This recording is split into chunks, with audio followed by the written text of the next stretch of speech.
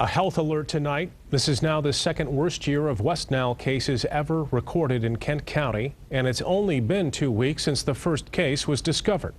Nationally, this is the worst year on record. 41 people have died. 24-Hour News 8 Steve Kelso has been in contact with health officials today. He joins us live. Steve. Yeah, good evening, Brian. The rise in those numbers not only has health officials concerned tonight, but also the city of Grand Rapids, who's decided now to take efforts and put their efforts down the drain. Is it possible we're en route to have a record number of cases this year? Absolutely. We went from 1 case about 2 weeks ago to 16 confirmed cases of illness in Kent County today.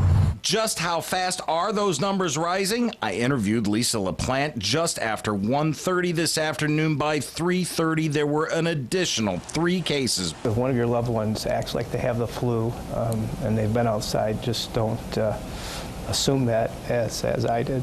First Ward City Commissioner Walt Gutowski's mother is amongst those who've contracted the virus this year. He made this plea during today's City Commission meeting, moments after the decision was made to fight back.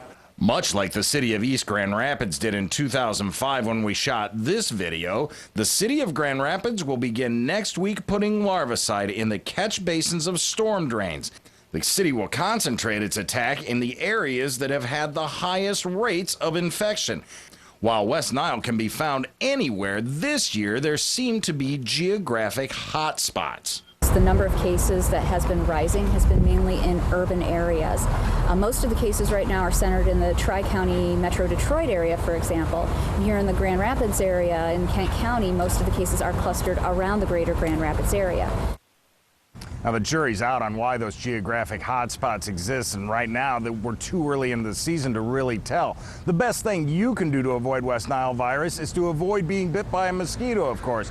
While that may sound like a little bit of a flip answer, there's actually a number of things you can do, and we have links to a number of resources at woodtv.com. We're live in Grand Rapids. Steve Kelso, 24-Hour News 8.